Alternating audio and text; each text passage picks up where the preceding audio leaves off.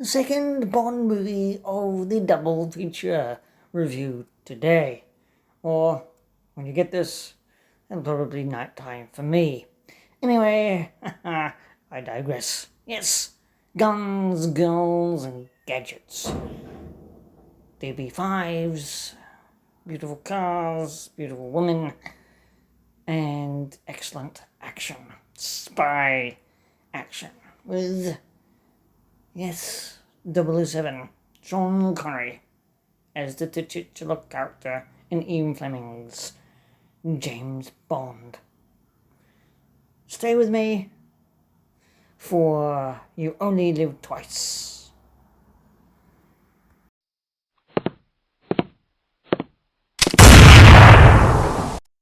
Released in 1967, You Only Live Twice is a story by Roald Dahl, a good friend of Ian Fleming's.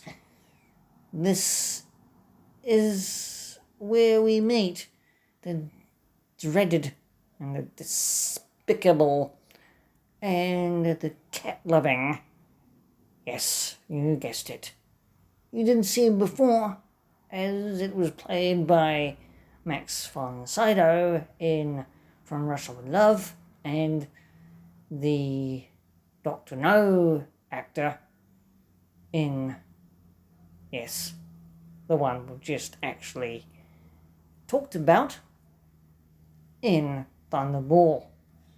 Now we see him in the flesh, so to speak, with his scar and his circle around his eye, his cat stroking identity hand.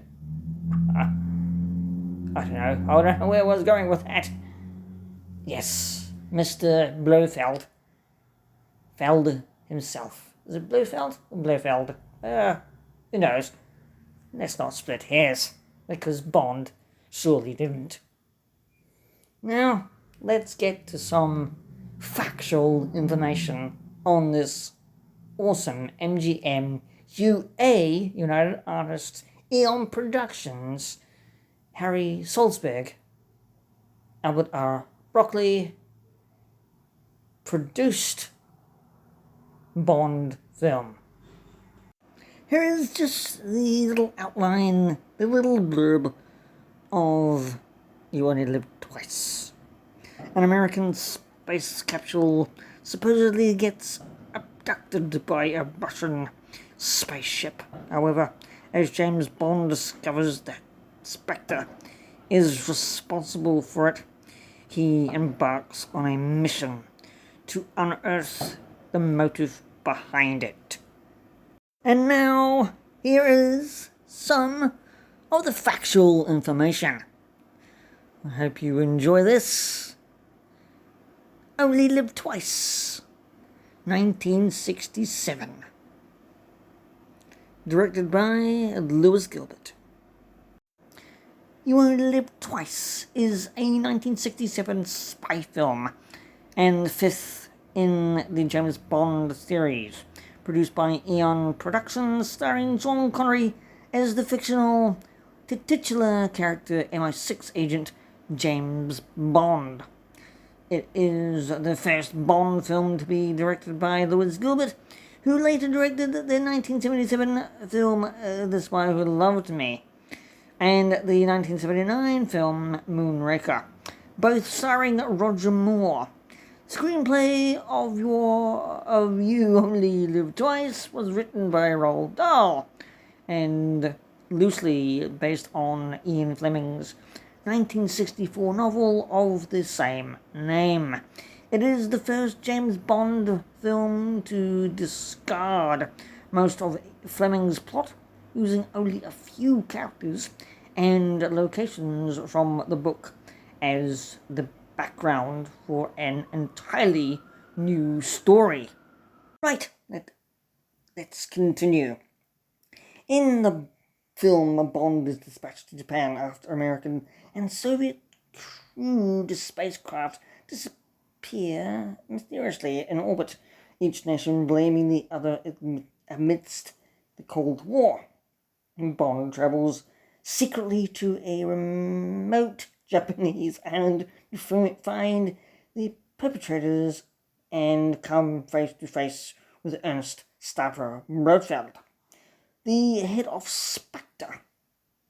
The film reveals the appearance of Blofeld, one who was previously only seen from down, the neck down.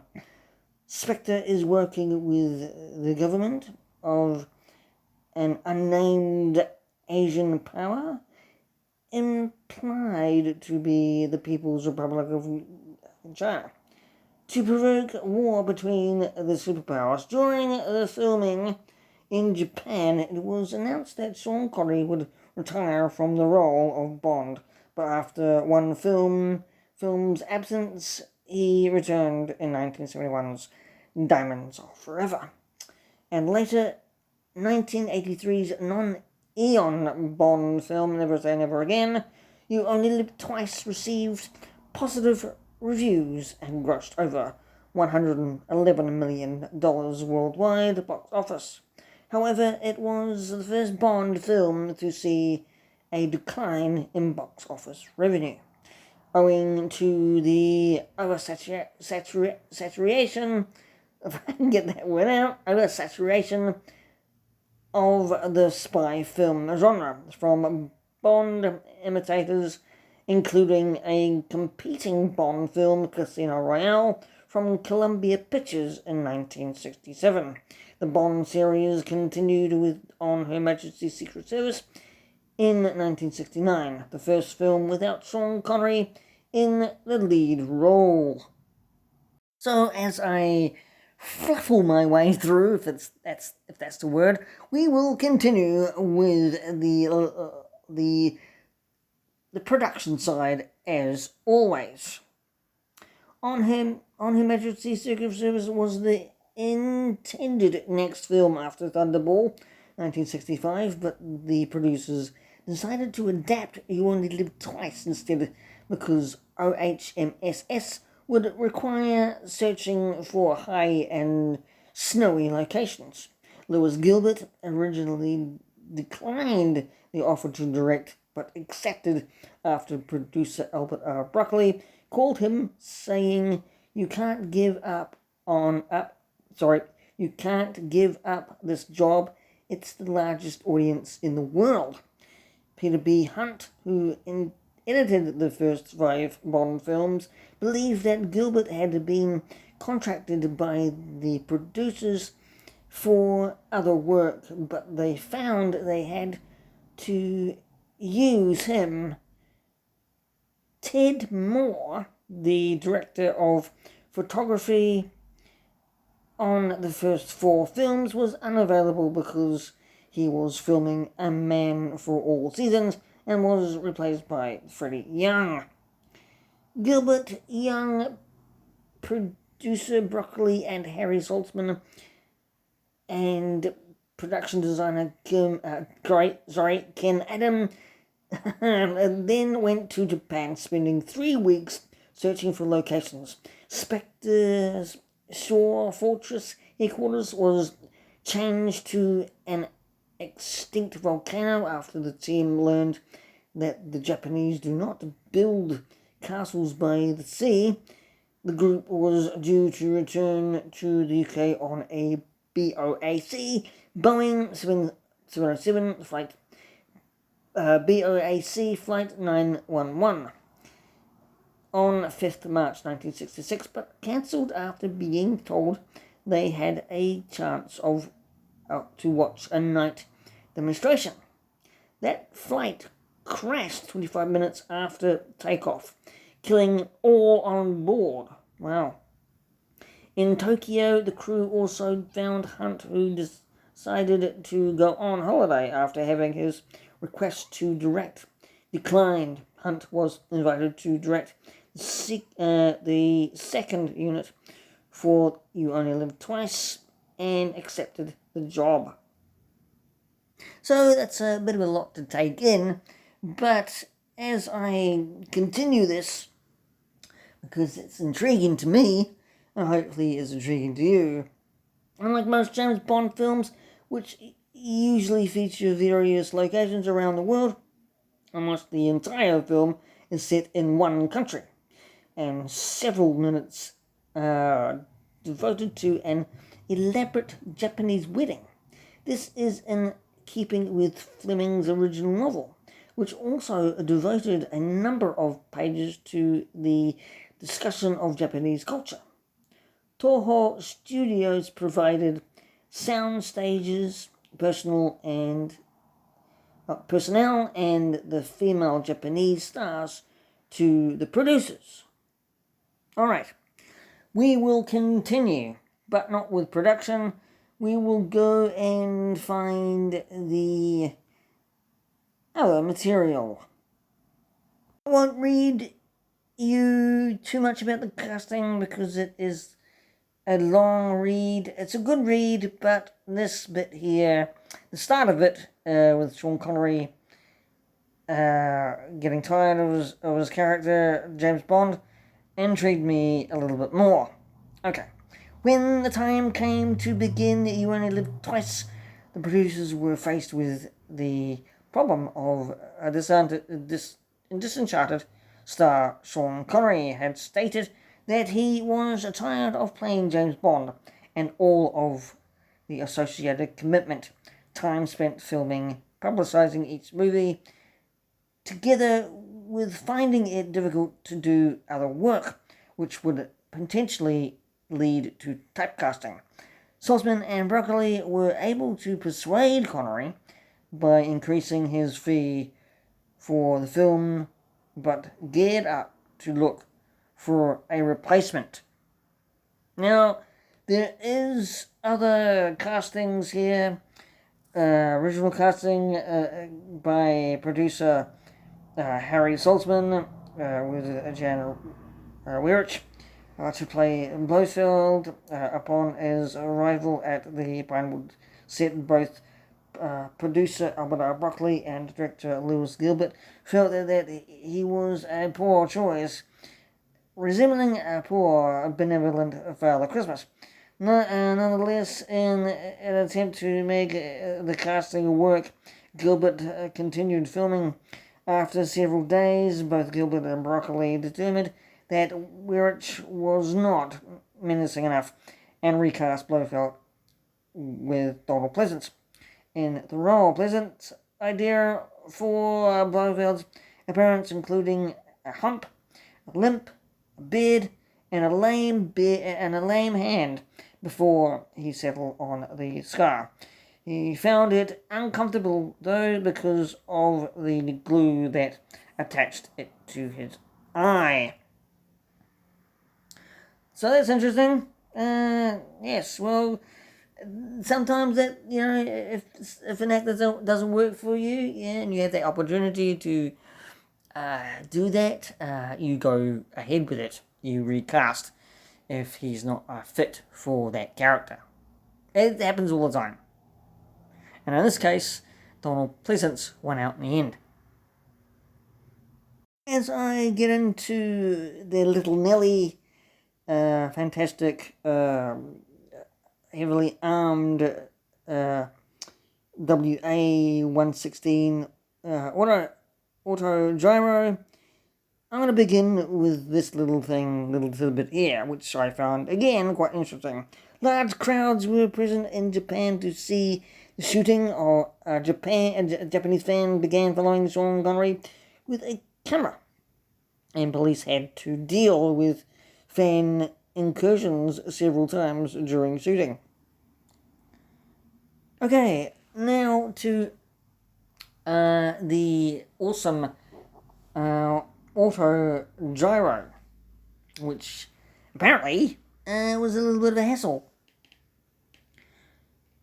The heavily armed WA-116 auto gyro, Little Nelly, was included after Ken Adam hearing a radio interview with its inventor, RAF Wing Commander Ken Wallace. Little Nelly was named after music hall star Nellie Wallace, who has a similar surname to its inventor, Wallace piloted his invention, which was equipped with various mock-up arrangements by John Steer's special effects team during production. Nellie's battle with helicopters proved to be difficult to film. The scenes were initially shot in Miyazaki, which I probably got it entirely wrong. I do apologize if you are listening in Japan to this. First with takes of the gyroscope with more than 85 takeoffs, 5 hours of flight, and Wallace nearly crashed into the camera several times. A scene filming the helicopters from above created a major downdraft, and cameraman John Jordan's foot was severed by the aircraft's rotor. It was surgically reattached by surgeons visiting the country, and then amputated in London when the surgery was deemed to have been flawed. Jordan would continue work on the Bond series with a prosthetic foot. The concluding shots involved explosions which the Japanese government did not allow in the national park. Hence, the crew moved to Torremolinos, Spain, somewhere in Spain. Sorry, I probably butchered that. Which was found to resemble the Japanese landscape. The shots of the gyroscope. Sorry, got that wrong entirely. The shots of the volcano were filmed in another difficult name of a place. I'll try and figure it out. Shinrondake, Kaiyuzuku Island. I butchered that one completely. It's somewhere in Japan. I'll just give it there. I'll give it there. Anyway, the sets of Spectre's volcano base included operative helicopter and monorail were constructed at a lot out inside Pinewood Studios at a cost of $1 million. And the 45 meter, 148 feet tall set could be seen from 5 kilometers away, 3 miles away, and attracted many people from the region. Locations outside Japan included using the Royal Navy frigate HMS Tenby, then in Gibraltar for the sea burial, Hong Kong for the scene where Bond fakes his death, and Norway for the Soviet radar station. Sean Connery's then wife, Diane Gilento, performed the swimming scenes for at least 5 Japanese actresses, including Mai Hama, martial arts expert Don F. Dringer, sorry, probably butchered that too, provided martial arts training and also doubled for Connery. Lewis Gilbert's regular editor, Thelma Connell, was originally hired to edit the film. However, after her initial almost 3-hour cut received a terrible response from test audiences, Peter R. Hunt was asked to re-edit the film. Hunt's cut proved a much greater success and was awarded the director's chair on the next film as a result.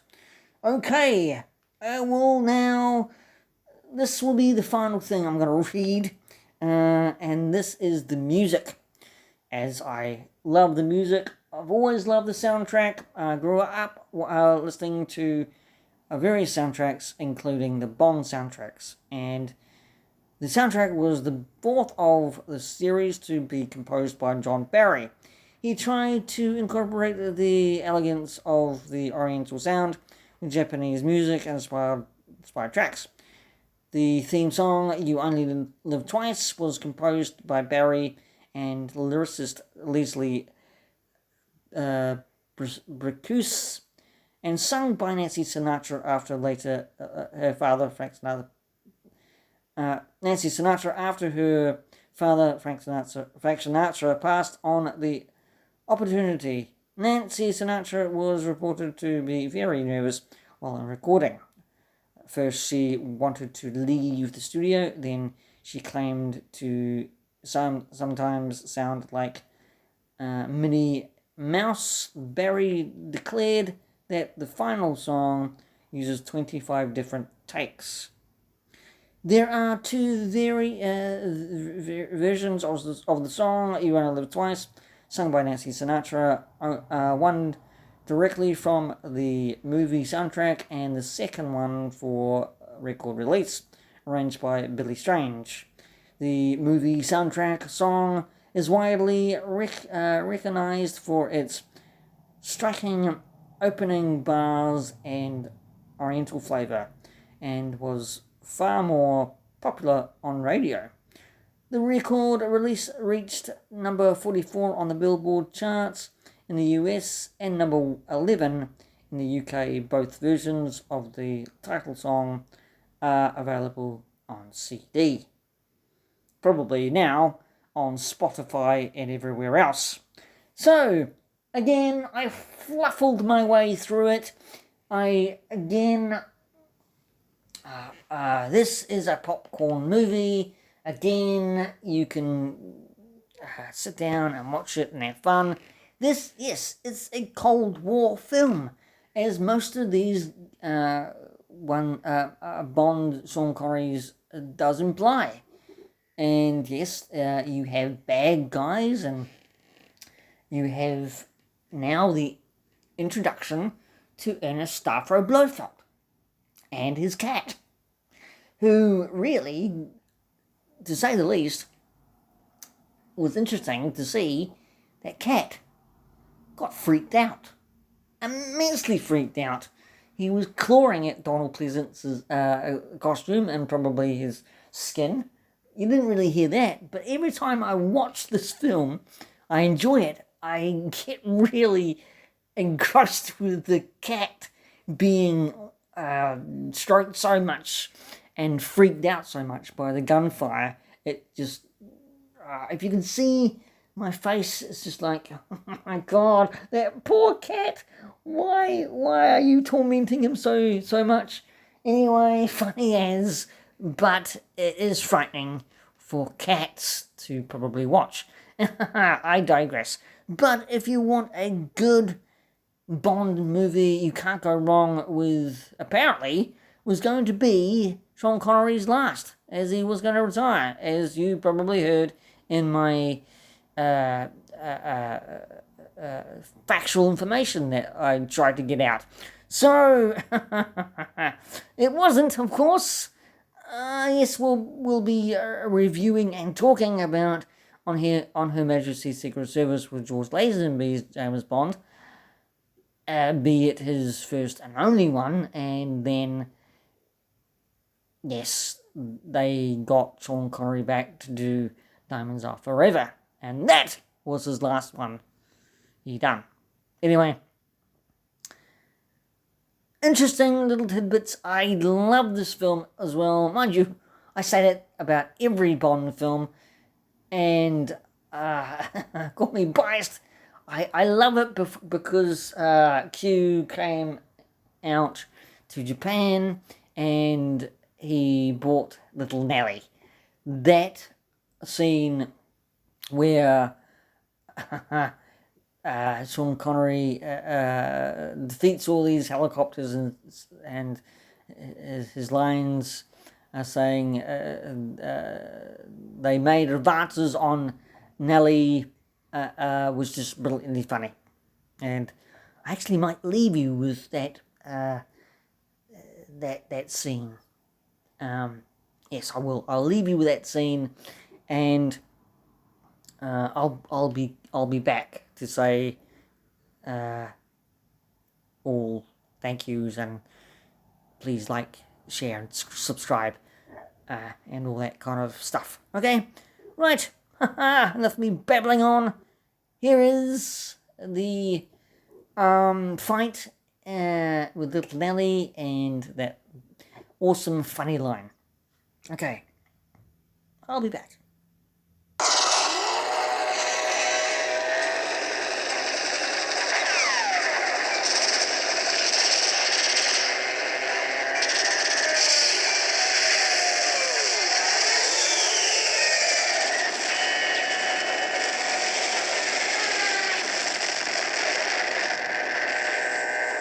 Base 1. Listening. Little Nellie got a hot reception. 4 big shots made improper advances towards her. But she defended her honor with great success. Heading for home. Won't leave it there, actually. I forgot casting, so we will get into it again. And then I will say thank you for listening, watching, whatever you're doing. And I must say, I had to shorten that because I don't want to get pinged to a copyright strike, or because that's what happened with Thunderball. That's why I'm doing a double feature on Thunderball and You Only Live Twice.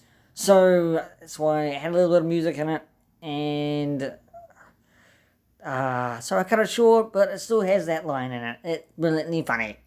It's a good scene with Q coming with some of his men from MI6, the Q branch, sets up Little Nelly, and then he goes off and discovers really nothing about this volcano.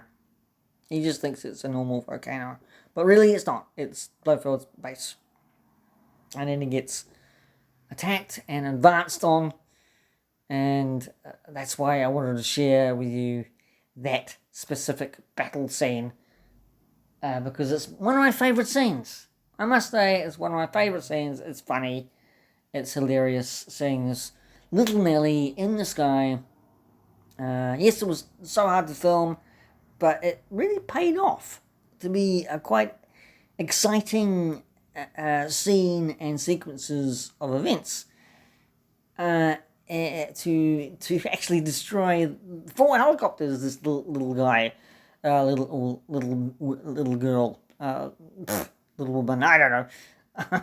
And having all these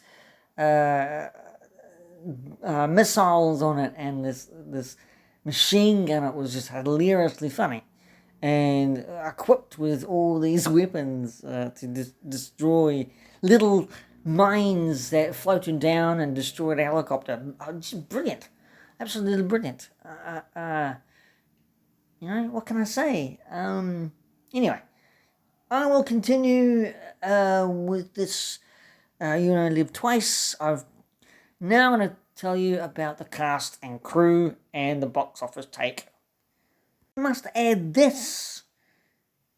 Aki's car, Aki's Toyota 2000 GT open top, was ranked as the 7th best car in the James Bond series by Complex in 2011. It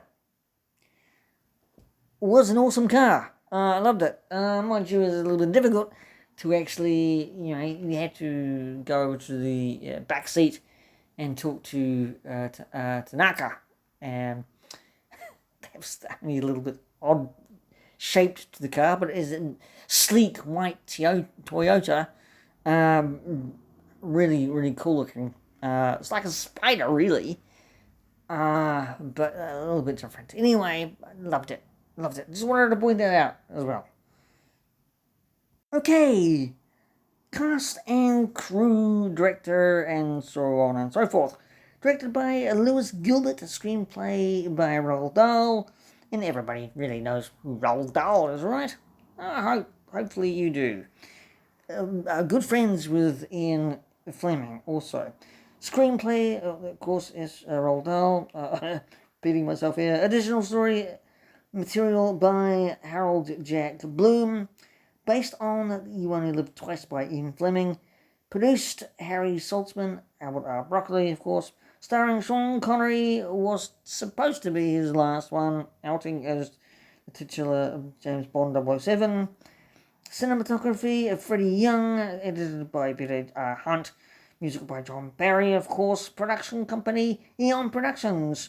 Distributed by United Artists. Oh, where was I? United Artists. Released date 12th June 1967, London. Premiere 13th of June 1967, United Kingdom and United States. Running time 117 minutes. Countries United Kingdom and United States. Language English, Japanese, Russian. Budget $9.5 million. Box office take was a little bit less than the previous Bond, which was $141 million or so dollars. This one was $111.6 million. So, a less box office take, but nonetheless a good film. And with the seriously funny quips, the femme fatale trying to actually take Bond for a ride in her plane and nearly killing him by the plane crash. Not succeeding. You can't kill Bond that easy, really. You didn't see Bond's Aston Martin DB5, but you saw this Toyota equipped with probably more weapons than you could probably possibly imagine. Stunts galore with this helicopter coming down and capturing these henchmen in the car who wanted to kill Bond. What Soto was trying to get him killed, and when they did, Bond says, "Just a drop in the ocean." Funny. Sorry. Funny. I loved it. I love these Bonds. So it's such a good. You could say I love these Bonds implicitly. I do. I really do. Sean Connery, God rest his soul, made Bond films come alive, and yes, he didn't want to do it again. I can understand that completely, but he did come back for Diamonds Are Forever, and we'll be talking about that one too. So I'm going to leave it there. Please like, please subscribe. Even if you didn't like it, comment down below. If you did like it, please comment down below and say what I missed. And tell me what your Bond film that you like. And anyway, until then, I will leave this man with guns, girls, and fast cars. Martini shaken, not stirred. Walter PPK put in his hog leg from his three-piece suit. And I will say James Bond will return in the P.G.M show next Friday. Until then, take care of yourselves out there. Stay safe wherever you are. And I will see you later on the P.G.M show.